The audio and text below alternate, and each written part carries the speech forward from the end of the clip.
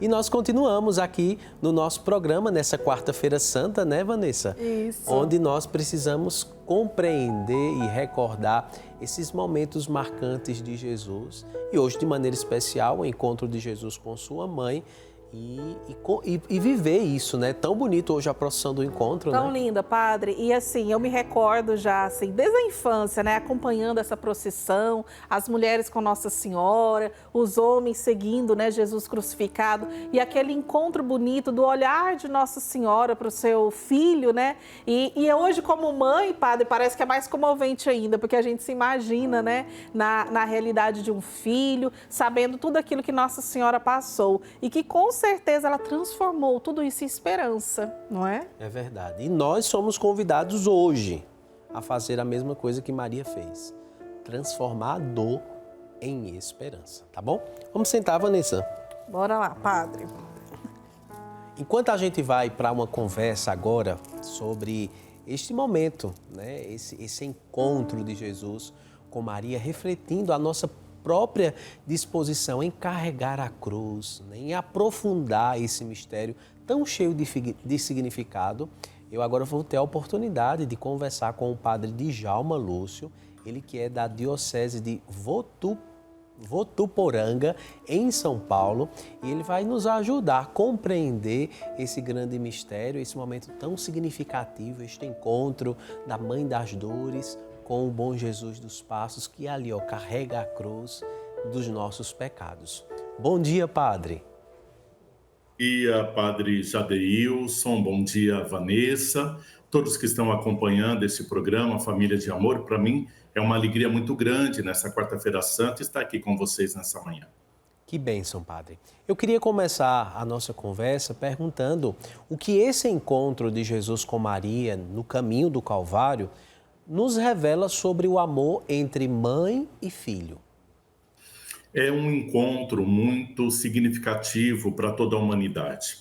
Há muitos e muitos séculos a Igreja tem colocado esse encontro de Jesus e de Maria como uma forma de a gente lembrar dessa imensa misericórdia de Deus e como Deus cuida de cada um de nós com tanto carinho e, em contrapartida, como nós devemos também cuidar de Deus.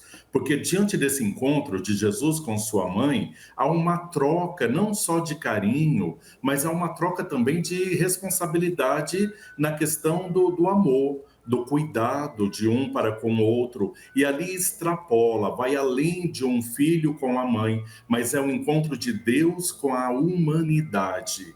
Nós encontramos ali em Maria, nesse olhar carinhoso de mãe, mas também dolorido, como Nossa Senhora das Dores representa nesse dia, o olhar sofrido da humanidade, mas que ao mesmo tempo olha para Jesus, o nosso Salvador, aquele que carrega nossas dores, e diz a ele: estou aqui com você. Apesar de ter provocado esse sofrimento, nós também não abandonamos o nosso Deus, assim como ele não nos abandona. Então, Jesus e Maria, Jesus e sua mãe, nesta quarta-feira santa, é para nós um encontro de amor entre Deus e toda a humanidade sofrida neste mundo. E, padre, todos nós hoje também passamos por momentos de sofrimento, né? Sim. Muitas mães vivem essa mesma experiência de Maria, de verem os seus filhos aí hoje chagados, feridos pela violência, por tantas coisas que assolam os jovens e toda a sociedade nos dias atuais. Como nós podemos enxergar em Maria ela como modelo de fé e coragem diante do sofrimento?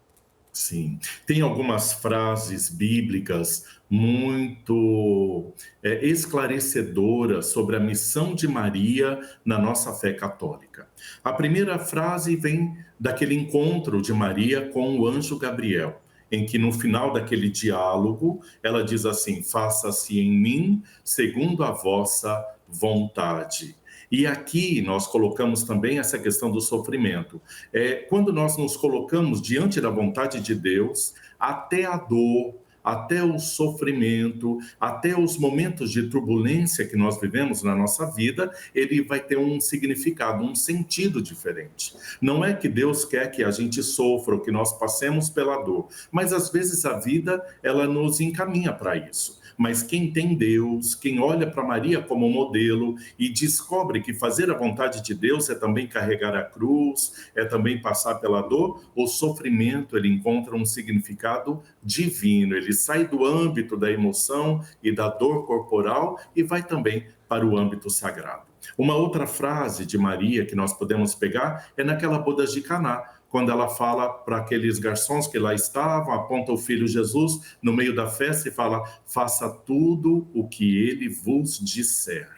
E aqui nós precisamos entender que este encontro de Maria com Jesus carregando a cruz é fazer tudo o que Jesus pediu para nós. É diante da dor, do sofrimento, mas também da alegria, dos momentos bons, não deixarmos de estar com o nosso Deus. Lembre-se que enquanto Jesus subia o Calvário carregando a cruz, Maria, sua mãe, também subia, carregando em seu coração as dores que Jesus sentia na cruz. Por isso que a imagem de Nossa Senhora das Dores carrega as espadas, as 7 dores de Maria, mas uma espada que traspassa a sua alma. A mesma dor do Calvário, daquele peso da cruz, se transforma na mãe, nessa dor da alma de estar com ela. Então, que nós possamos estar junto com Jesus no momento das dores também, porque isso faz com que o nosso sofrimento ganhe uma conotação sagrada e que nos ajuda a vencer as dores do mundo. Padre, e esse encontro, esta imagem de Maria vendo o seu filho carregando a cruz, nos lembra também, Vanessa, quando nós, por exemplo, vamos ao encontro de alguém que está de luto, que passou por um momento de sofrimento, e nós muitas vezes não temos palavras para dizer ao outro nada. Diante de tão grande sofrimento, nós ficamos ali sem expressão. Com Maria, nós aprendemos a ser uma presença silenciosa e, como o senhor falou, Maria, ela fala por atitudes, né? E esse momento desse encontro de Nossa Senhora, ela não proferiu nenhuma palavra, mas a sua presença silenciosa nos fala sobre a fidelidade, como o senhor acabou de mencionar. Estar ao lado de Jesus, né? É isso mesmo, padre. Maria, sempre que tem alguma fala na Bíblia, ela se refere a Jesus, não é? Se refere a Deus, a Jesus, a sua missão. E o silêncio de Maria, no mundo tão barulhento que nós vivemos hoje, o senhor sabe que até para silenciar o coração, silenciar a casa, silenciar a alma, nesta Semana Santa, nós temos muita dificuldade. E antigamente, há uns anos atrás, há umas décadas atrás, a Semana Santa era uma semana mais silenciosa. Não se ligava o rádio, não se falava alto, não se fazia festas, porque o centro era a paixão, morte e ressurreição de Jesus. Então, olhando o silêncio de Maria, nos leva a acreditar que Deus também fala no silêncio. Diante da morte de um filho, e aqui, há alguns meses atrás, eu tive uma experiência de uma mãe que teve seu filho bem pequenininho, de alguns meses, que faleceu. A gente olha para aquela dor da mãe e a única coisa que a gente tem que fazer neste momento, nós que olhamos aquilo, é silenciar. Silenciar porque, às vezes, Deus, ele fala do seu jeito e a gente não entende. Não entendemos a dor, não entendemos o sofrimento, não entendemos, inclusive, o silêncio de Deus, quando a gente reza e parece que ele não nos atende. E quando nós silenciamos, as coisas vão se encaixando. O nosso silêncio com o silêncio de Deus, a calmaria que vem na alma, parece que vai até confortando o nosso coração. Então, neste encontro, o que nós temos também é o silêncio de Maria.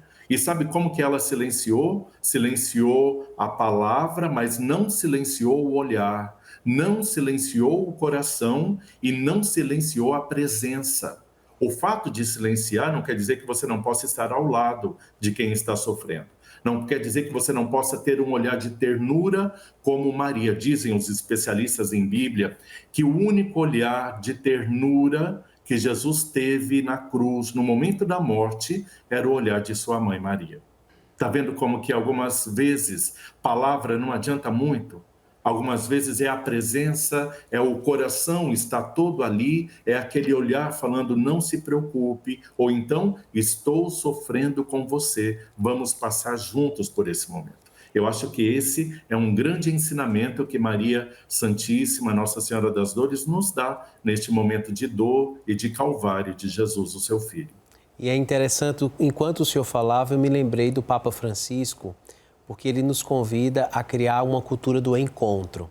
Não um encontro que preenchido de palavras, mas talvez seja esse encontro desse olhar terno, amoroso, compassivo e que não fuja da cruz. Eu iniciava o programa dizendo que nós vivemos numa cultura que nós automaticamente somos ensinados a fugir da cruz, a fugir do sofrimento.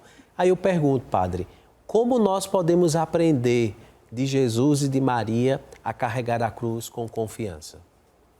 Eu acho que o senhor se lembra, padre, no início da pandemia, alguns anos atrás, aquele tempo terrível de trevas que nós passamos, a figura do Papa Francisco na Basílica do Vaticano, lá na Basílica de São Pedro, na frente, e ele silenciosamente, numa tarde de chuva bem fininha, num dia frio, sozinho, caminhando, atravessando toda a praça e fazendo a sua oração diante da cruz de Cristo, rezando por toda a humanidade e por todos aqueles que naquele momento estavam sofrendo.